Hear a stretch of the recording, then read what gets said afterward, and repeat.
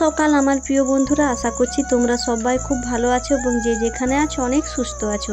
বাঁকুড়া জেলার ছোট্ট একটি গ্রাম থেকে আমি পূজা, আমার নিউ ব্লগ চ্যানেলে তোমাদের সবাইকে অনেক অনেক ভালোবাসা, অনেক অনেক ওয়েলকাম। বন্ধুরা, আমার খুব খারাপ লাগছিল, অনেক দিন আমি তোমাদেরকে কোনো ব্লগ ভিডিও দিতে পারিনি।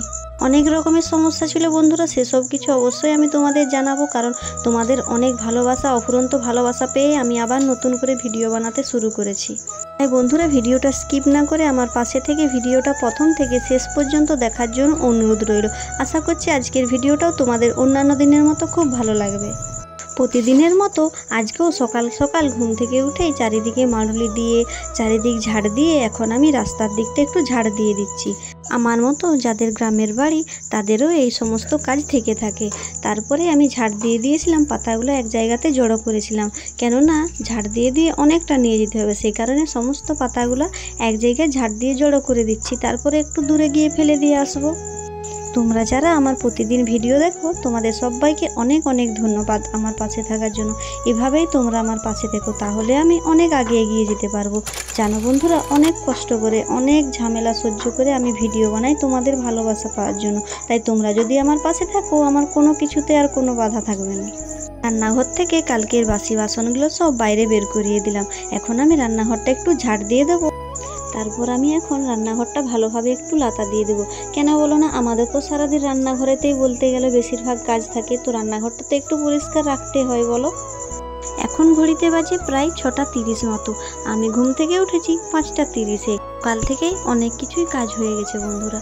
সব কিছু তো ক্যামেরা বন্দি করতে পারি না, সব সময় ক্যামেরা ধরতে গেলে কাজগুলো সময় পিছিয়ে যায়। আমাকে তো সব কিছু তাড়াহুড়ো করতে হবে। সকালে আবার টিউশন আছে, তারপরে মেয়ের খাবার আছে, অনেক কাজ থেকে বাড়ির বউদের। সেগুলো তোমরা যারা আমার ভিডিও দেখো প্রতিদিন অবশ্যই জানবে। আমাকে কেউ খারাপ ভাবলে আমি কিছু মনে করি না, কারণ একজন মানুষ কখনো সবার প্রিয় হতে পারে না। আমি আমার বিবেক দিয়ে নিজের পথে চলবো। যে চেনার সে আমাকে ঠিকই চিনবে। যাই হোক বন্ধুরা, আমি আমার সংসারের কাজকর্ম করতে করতে আমার প্রিয় বন্ধুদের কিছু কমেন্টের রিপ্লাই দিয়ে দিচ্ছি। প্রথম প্রশ্নটি হলো দেবযানী শর্ট ক্রিয়েশন থেকে এক বোন বলেছে, দিদি ভাই তুমি এগিয়ে যাও, লোকের কথায় কান দিও না। যার সংসার সেই বুঝে কতটা কষ্ট করে একটা সংসার চালাতে হয়, আর বাড়ির বউয়ের কতটা চাপ একটা মেয়েই জানে। তবুও মেয়েরা সব কিছু কাজ করে শুধুমাত্র সংসারটাকে ভালো রাখার জন্য। গ্রামের কত কাজ সেটা কেউ না দেখলে বুঝতে পারবে না গো দিদি ভাই। সত্যি দিদি ভাই, তুমি খুব ভালো বলেছো গো। অবশ্যই তুমি জানো যে গ্রামের মেয়েদের কতটা কাজ থাকতে পারে, তার সাথে আমি জানো তো অনেক কাজে জড়িত আছি। সব কিছু কাজের সাথে সাথে পুরো সংসারটা আমাকেই সামলাতে হয়, তার জন্য একটু চাপটা বেশি হয়, অনেক কষ্ট হয়, কিন্তু শুধুমাত্র সংসারটাকে ভালো রাখার জন্য এতটা কষ্ট করছি। যাই হোক, তোমাদের সাথে কথা বলতে বলতে আমার রান্না করা হয়ে গেল সকালের খাবার। তারপরে আমি ব্রাশ করে নিলাম। এখন আমি আগের দিনের ভিজে জামা কাপড়গুলো মিলে দিচ্ছি। এখন বাজে প্রায় 7টার কাছাকাছি। আর হ্যাঁ বন্ধুরা, তোমরা কে কোথার থেকে আমার ভিডিও দেখছো কমেন্ট করতে ভুলো না, তাহলে আমি জানতে পারবো কত দূর দূরান্ত থেকে আমার ভিডিও দেখছো। আমার খুব ভালো লাগবে, তোমাদের কমেন্ট পড়তে আমার খুব ভালো লাগে, মনে অনেক সাহস আসে। 2 নম্বর প্রশ্নটি হলো রাজু হাঁসদা বলে এক ভাই আমাকে প্রায়ই কমেন্ট করে, দিদি ভাই তোমার বাড়ি কোথায়? তো ভাই, আমার বাড়ি বাঁকুড়া ডিস্ট্রিক্ট, সিমলাপাল ব্লকের লক্ষ্মীসাগর বলে একটা ছোট্ট গ্রামে। আমাকে অনেক অনেক কমেন্ট করার জন্য তোমাকে অনেক অনেক থ্যাংক ইউ ভাই। এভাবেই পাশে থাকো এই গরিব দিদি ভাইয়ের। 2 টাকা রোজগারের জন্য কত কষ্ট করি সারাদিনে, একটুও বিশ্রাম নিতে পারি না। টাকা খুব ছোট্ট একটা শব্দ, অথচ এই ছোট্ট শব্দটার প্রভাব এতটাই বেশি যে এর অভাব হলে দেখা দেয় মানুষের হাহাকার, আর বেশি হলে বেড়ে যায় মানুষের অহংকার।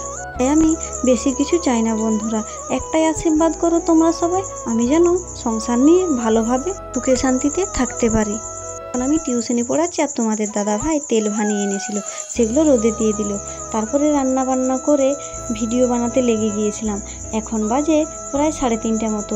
প্রতিদিন আমি এই টাইমে আমার শর্ট চ্যানেলে শর্ট ভিডিও বানাই। এখন আমি রাস্তাতেই ভিডিও বানাই আমাদের বাড়ির পাশে। আমরা ভিডিও বানাচ্ছিলাম, সেই সময় হঠাৎ একটা গাড়ি এলো আমাদের সামনে। আমরা ভাবলাম হয়তো এমনি দাঁড়িয়েছে, তারপর দেখছি একজন দিদিভাই আমাদের সাথে দেখা করতে এসেছিলো। খুব ভালো লাগলো, এই দিদিভাই আমাদের সাথে দেখা করতে আসলো, হঠাৎ করে এসেছিলো। তো আর আমার কাছে সময় ছিল না, ভিডিও বানানোর পরে আমার টিউশন আছে, সে কারণে দিদিভাই বললো আর বাড়ির দিকে বসবো না, আমরা ভিডিও বানিয়ে তারপরেই চলে যাব। সেই কারণে দুজনে একটু শর্ট ভিডিও বানিয়ে নিলাম। যারা আমার শর্ট ভিডিও দেখতে চাও পূজা আকাশ চ্যানেলে গিয়ে একটু দেখে নিও।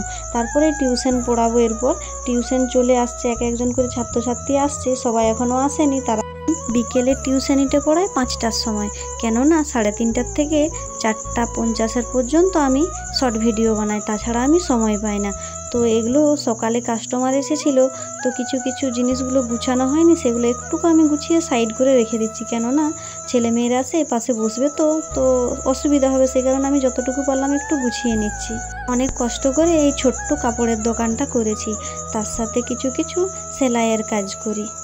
আমি যখন মাস্টার ডিগ্রি পড়ছিলাম, MA পাস করার সময় আমি কিছু স্কলারশিপ পেয়েছিলাম, সেই টাকার থেকেই আমি প্রথম কাপড় দোকানটা শুরু করেছিলাম। মাত্র 11,000 টাকা দিয়ে ব্যবসাটা শুরু করেছিলাম। এখন আমার দোকানে প্রায় 1 লাখ টাকার কাছাকাছি জিনিস আছে, তাও যেন দোকানের একটা কোণাতেই সব কিছু জড়ো হয়ে আছে, দেখাই যায় না। তাহলে বড় বড় দোকানের হয়তো কোটি কোটি টাকার জিনিস থাকে। আমরা তো খুব গরিব বন্ধুরা, আমাদেরকে তো ছোটোর থেকে আস্তে আস্তে বড় হতে পারবে। তো তোমাদের আশীর্বাদে, বড়দের আশীর্বাদে যতটুকু পারি আগে এগিয়ে যাওয়ার চেষ্টা করব। তারপর বন্ধুরা টিউশন ছেড়ে দিয়ে আমার মেয়েকে একটু পড়াতে বসেছিলাম। আমার মেয়ে পড়তে খুব ভালোবাসে, তো আমি সারাদিন ওকে 2 থেকে 3 বার পড়াই, আর বেশি সময় পাই না। আমার মেয়ে না সবসময় পড়তে চায় কিন্তু পড়াতে পারে না। জানো তো বন্ধুরা, তোমাদের আশীর্বাদে আমার মেয়ে একটু ভালো পড়াশোনা করে। ওর বয়স প্রায় 2.5 বছরের মতো। এখন থেকে ও 50-60টার মতো কবিতা মুখস্থ করে ফেলেছে। তার সাথে দেহ, অঙ্গ প্রত্যঙ্গ, ফল সব কিছুর ইংলিশগুলো ঝড়ের মতো বলে দিল। যাই হোক বন্ধুরা, আজকের ভিডিওটা আজ বড় করবো না। তোমাদের নতুন কিছু জানার থাকলে অবশ্যই আমাকে কমেন্ট করবে, আর সবাই আমার পাশে থেকো, আমিও সবার পাশে থাকবো। সবাই খুব ভালো থেকো, সুস্থ থেকো, এটাই ভগবানের কাছে চাইবো। তোমাদের সাথে দেখা হবে নতুন কোনো একটা ভিডিওতে। যাই হোক বন্ধুরা, অনেকদিন পর ভিডিও দেখতে খুব ভালো লাগলো। তার থেকে আমি প্রতিদিন ভিডিও দেওয়ার অবশ্যই চেষ্টা করব।